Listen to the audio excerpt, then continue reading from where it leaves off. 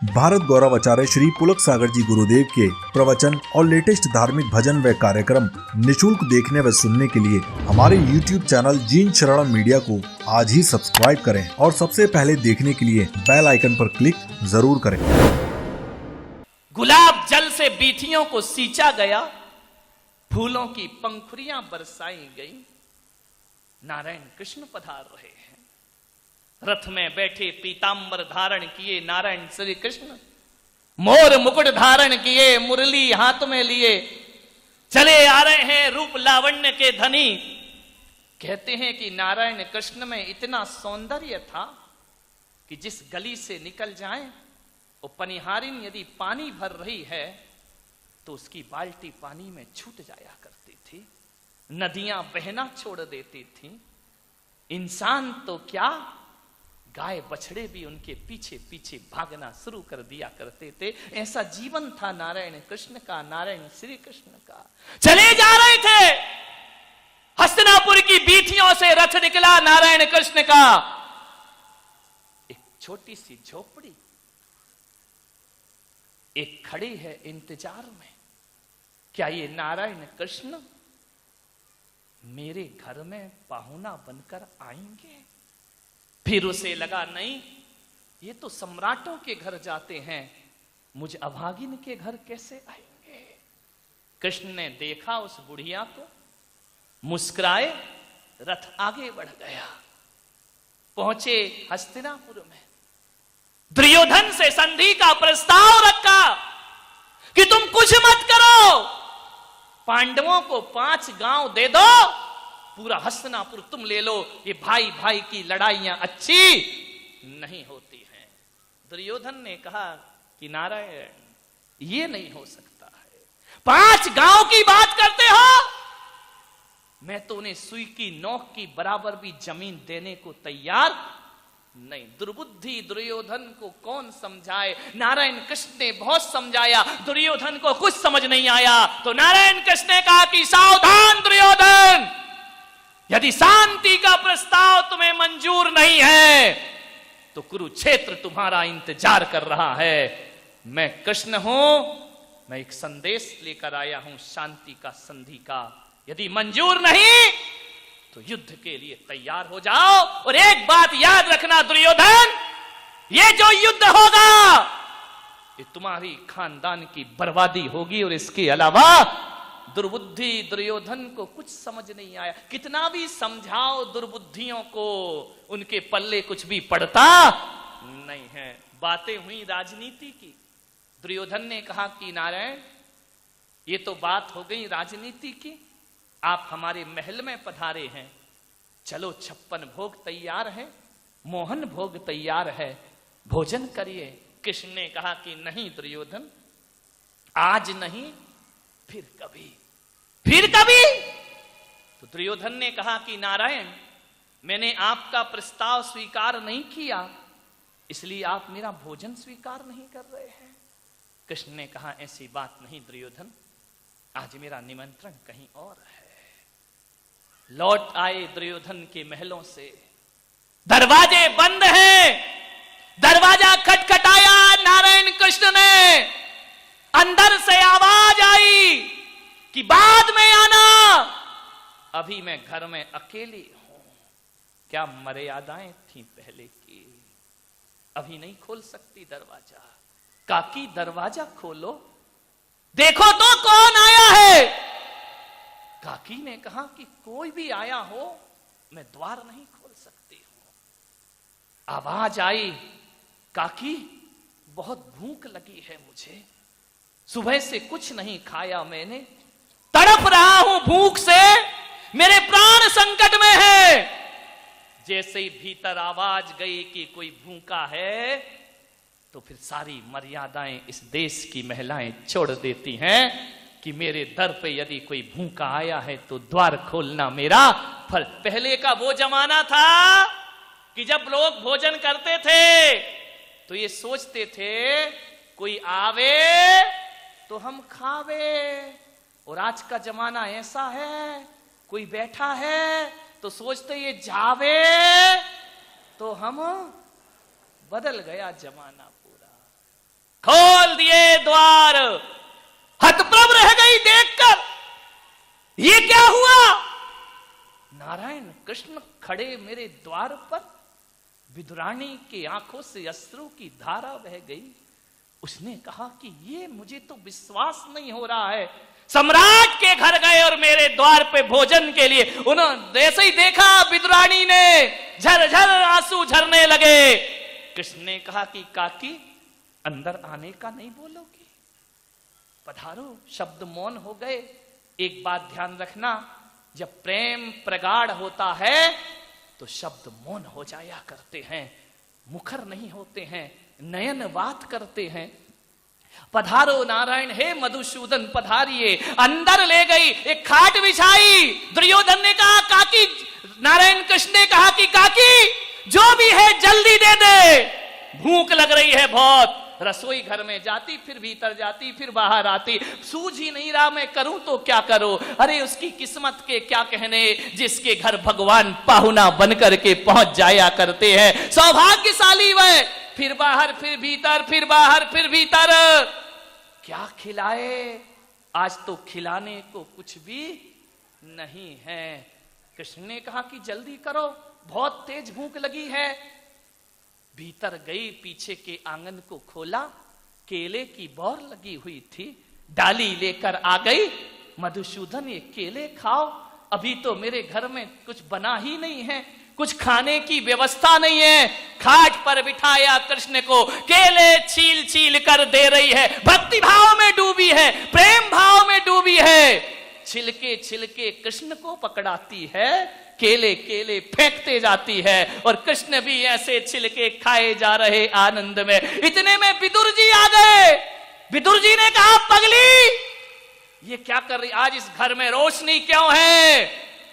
बोले कोई फरिश्ता आया है तुम्हारे घर में। इस झोपड़ी में जाकर देखा, नारायण कृष्ण बैठे, विदुरानी जमीन पर बैठी है, कृष्ण खाट पर बैठे हैं, छिलके पकड़ा रही है। विदुर ने कहा पागल हो गई? बोले सुनो जी, आप बीच में मत बोलो, बड़ा आनंद आ रहा है खिलाने में। बोले भाड़ में गया तेरा आनंद, जरा ये तो देख। छिलके खिला रही, केले फेंक रहे। देखा विदुरानी ने माथा फोड़ लिया, रोने लगी। नारायण कृष्ण गलती हो गई। कृष्ण ने कहा गलती नहीं हुई है काकी, गलती तो विदुर काका से हो गई है। बोले क्या गलती? बोले जब तू छिलके खिला रही थी तो इतना आनंद आ रहा था, इतना आनंद आ रहा था, क्या बताऊं। कृष्ण ने, विदुर ने कहा ये केला खाओ। जैसे ही केला दिया, कृष्ण के गले में फंस गया, थूक दिया केला। विदुर ने कहा क्या गलती हुई? बोले काका जो स्वाद केले के छिलकों में आ रहा था, वो तेरे ज्ञान के केलों में वह स्वाद प्राप्त नहीं हो रहा है। इतना आनंद आ रहा था, ऐसा लग रहा था, ऐसा लग रहा था कि मैया यशोदा मुझे माखन रोटी अपने हाथों से खिला। इतना आनंद आ रहा था, तेरे ज्ञान के केलों ने मेरे रंग में भंग पैदा।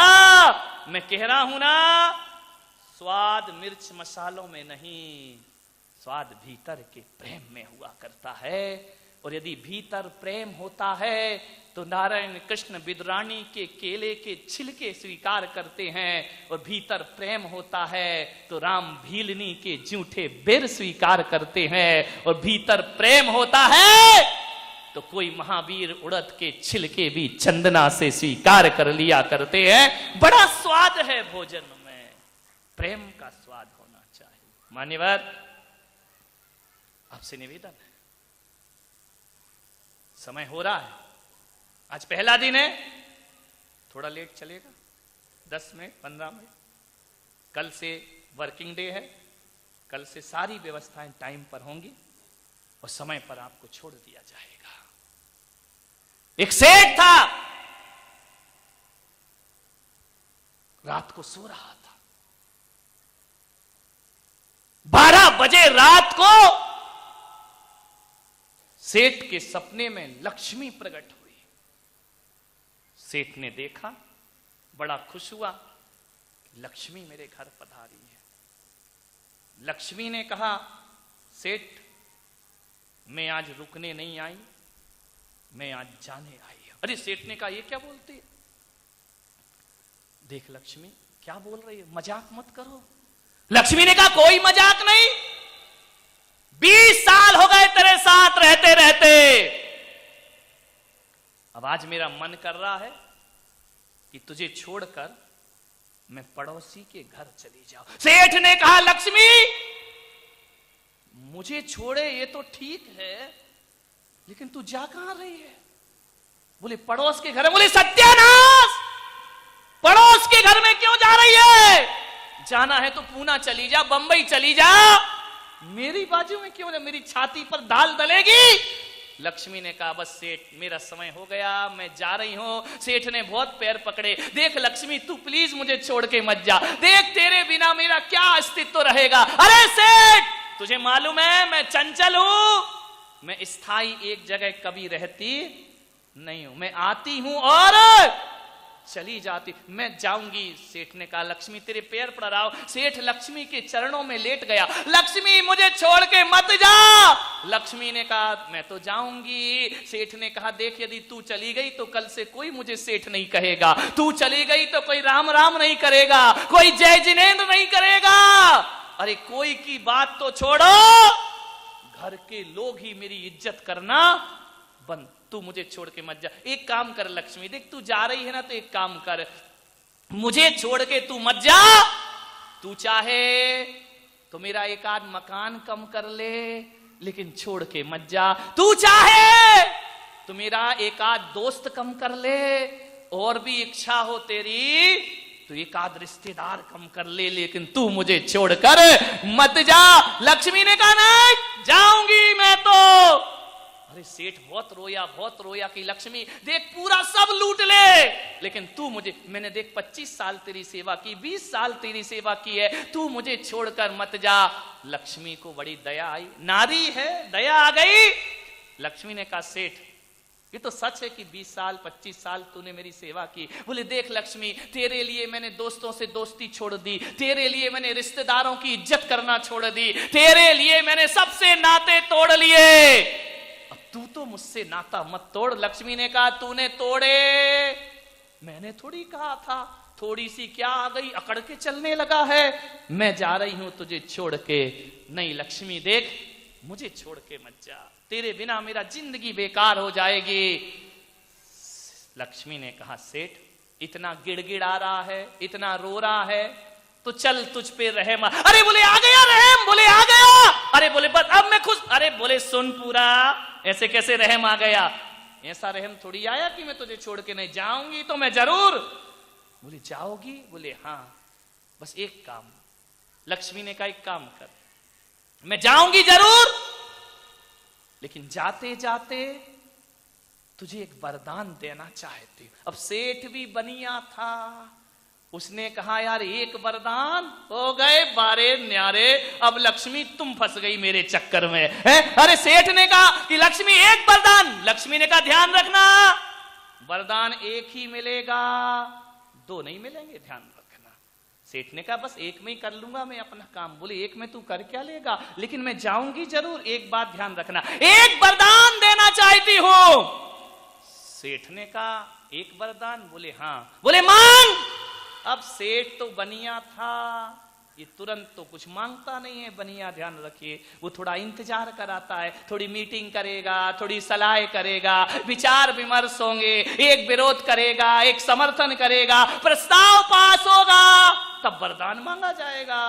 ध्यान, तुम क्या सोच रहे कि मैं बारामती ऐसे ही आ गया हूं? सेठो बड़ी मीटिंग करना पड़ी, इकट्ठा करना पड़ा, विचार करना पड़ा, चौकी कौन लगाएगा, व्यवस्था कौन करेगा, कौन संभालेगा, क्या होगा क्या नहीं, ये स्वाभाविक है, मानव जीवन में ये चलता है। बनिया बिना सलाह के कुछ नहीं करता।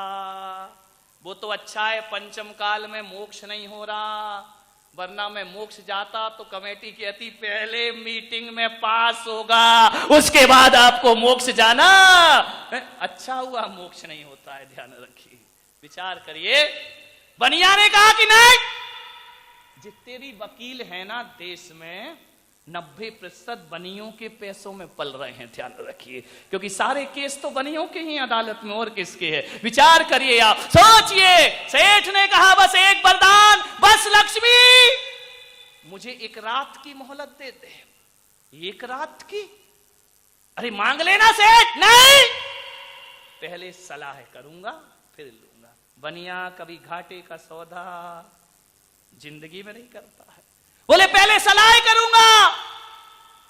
लक्ष्मी ने कहा लेकिन एक बात ध्यान रखना सेठ, मैं तुझे छोड़ के जाऊंगी। हाँ बोले ठीक है।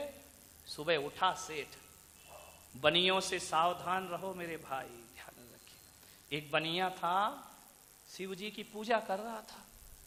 अब पूजा करते करते क्या हुआ, शिव जी प्रकट हो गए। वैसे बनियों पे भगवान बहुत कम खुश होते हैं, लेकिन हो गए तो हो गए। शिव भी भोले बाबा, उनने कहा यार चलो बनिया है, ले मांग वरदान बनिया। बनिया ने कहा वरदान? बोले हाँ। बोले तुम कौन हो? बोले मैं महादेव, मैं भोलेनाथ। बोले पक्का बताओ। अरे उनने कहा तेरे जैसा बेईमान थोड़ी हूं भाई, भगवान हूं तो हूं, प्रकट हो गया, मांग ले वरदान।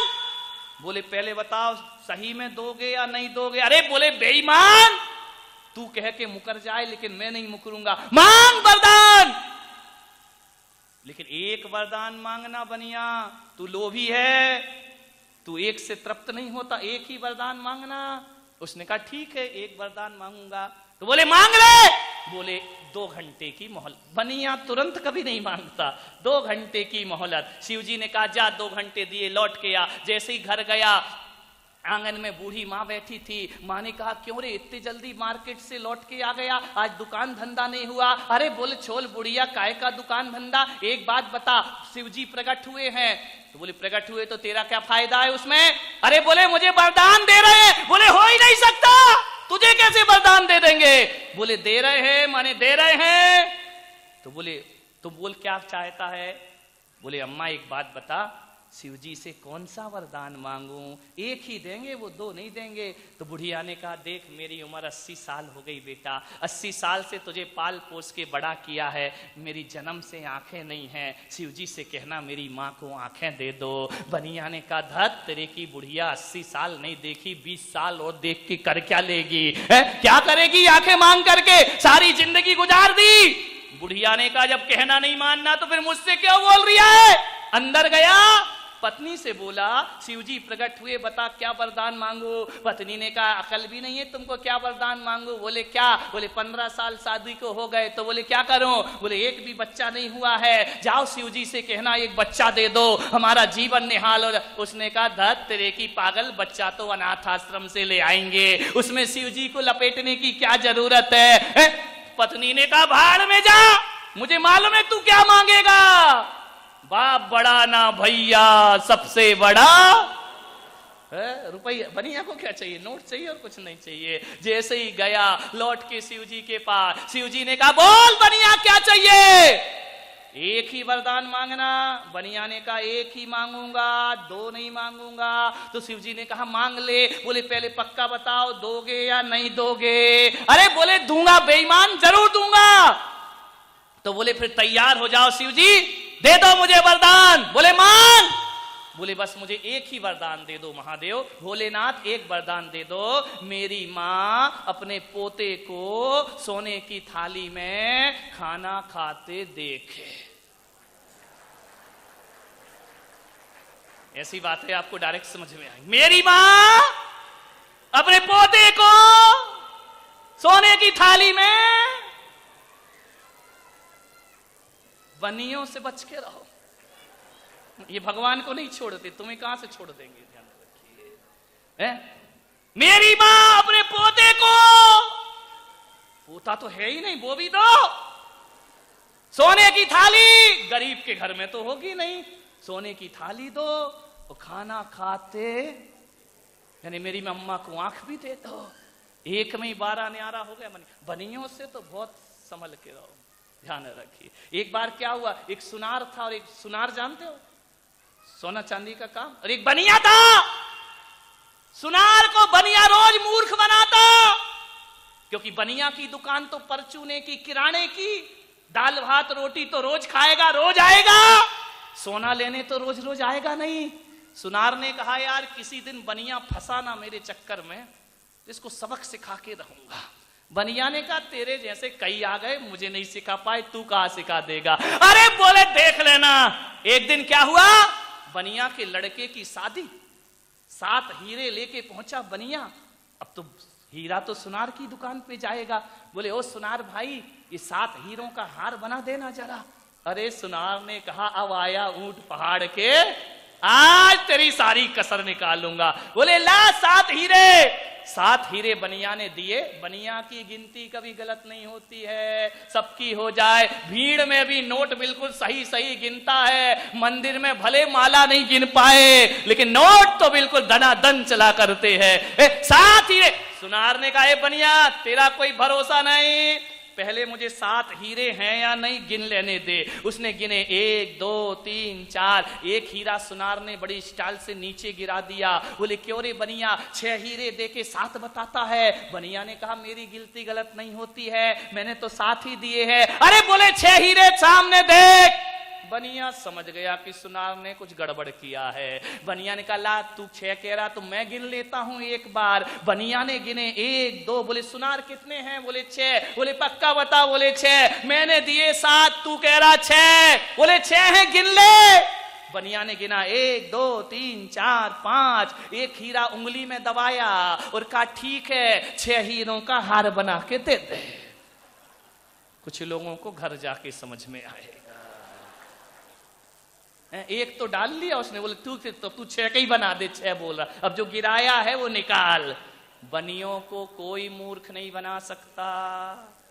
सरकार भी दीवालों पर लिखवाती है देश के सच्चे नागरिक बनिए,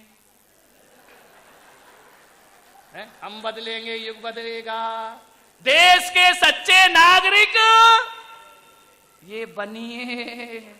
ध्यान है, इनसे ही तो अर्थव्यवस्था चलती है देश की। बनियों से सावधान, ध्यान रखिए। सेठ भी बनिया था। सुबह उठा,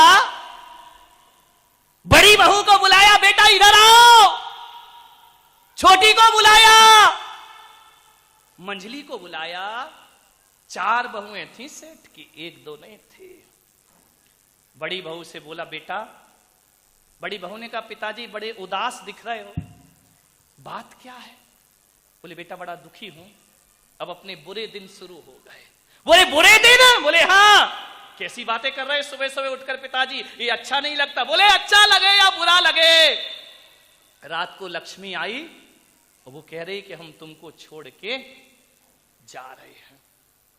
बहुओं ने एक दूसरे का मुंह देखा, इसका मतलब अपन अब कंगाल हो जाएंगे। सेठ ने कहा नहीं। लक्ष्मी ने कहा एक वरदान मांग लो। अरे बोले हाँ वरदान मांग लो। बोले बेटा बड़ी बहू तू बता क्या वरदान मांगू? बड़ी बहू ने कहा पिताजी लक्ष्मी से कहना तू जा रही है तो जा, अमेरिका का सारा सोना मेरे घर में भर दे, और जाना है तो जहां अपनी जिंदगी गुजार लेंगे। सेठ ने कहा ठीक बात है। दूसरी बहू से पूछा बता क्या वरदान मांगू? दूसरी ने कहा मैं क्या बता रहे? बोले बता बेटा, तू भी घर की मेंबर है, बता क्या वरदान मांगू?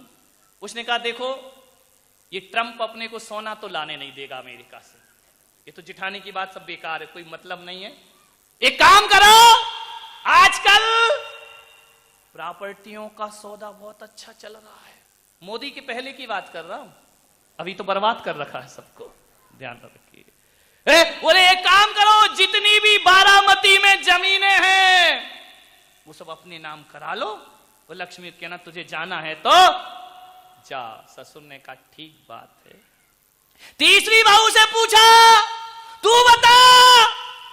तीसरी ने कहा ये जमीन अमीन तो मिलने वाली नहीं है, जितने भी अस्पताल हों यहाँ पे बारामती में, और जितने भी स्कूल हों, भले जवाहर सेठ चला रहे हों, वो अपने नाम करा लीजिए, अपनी जिंदगी आराम से कट जाएगी। सेठ ने कहा अब नंबर आया छोटी बहू। छोटी बड़ी होशियार होती है, ध्यान रखना। ये माँ बाप जो होते हैं ना, या तो बड़ी बहू के पास रहते हैं या फिर सबसे बीच वाली तो ठीक है, उनकी स्थिति तो रेल की तरह है, या तो रेल में इंजन का महत्व होता है या गार्ड के डिब्बे का होता है। बाकी डिब्बे तो यहाँ वहां लुढ़कते रहते, यहाँ जाना वहां जाना। कीमत तो इंजन की या गार्ड की है। अखबार में या तो फ्रंट की कीमत है या बैक की कीमत है, बीच में तो भर दिया। बीच वाली बहुओं कुछ नहीं मिलता तुमको, इधर से भी गई और इधर से भी गई। या छोटी या बड़ी, छोटी बहू बड़ी होशियार। ससुर ने पूछा बेटा बता क्या वरदान मांगू? बोली मैं क्या बताऊं पिताजी, मैं तो बड़ी छोटी हूं। जो ये 3 जिठानियां बोल रही हैं इनकी सुन लो। अरे उसने कहा नहीं बेटा छोटी है तो क्या हुआ, तू भी घर की एक सीख दे रहा हूं इस बात से मैं आपको कि युवाओं को एक नियम करना चाहिए, बहू बेटियों को एक संकल्प करना चाहिए, खाना रोज बनना। बोली महाराज सूर्य की पहली किरण फुटते ही हमारे यहाँ रसोई घर शुरू हो जाते हैं, और आप तो कहते कैसे रहते हैं, हम 52 लोगों को पता ही नहीं चलता किसने क्या काम कर लिया, किसने क्या काम कर लिया। लेकिन जब 52 लोग एक साथ बैठकर भोजन करते हैं तो लोग तो त्योहारों का इंतजार करते हैं। हमारे घर तो रोज ही त्योहार हुआ करता है, हमारे घर तो रोज ही आनंद वर्षा करता है, हमारे घर तो रोज ही जीवन वारियां हुआ करती हैं। 52 लोग, कोई भी मुनि कभी भी चला जाए उनके घर में असमय में भी चले जाओ तो आहार की व्यवस्था हो जाया करती है। मान्यवर, मैं आपसे एक निवेदन करना चाहता हूं, एक आग्रह करना चाहता हूं। एकल परिवार समाज के लिए अभिशाप हो रहे हैं, संयुक्त परिवार की अवधारणा फिर से शुरू होना चाहिए। आदमी आदमी से जुड़ करके जीने का प्रयास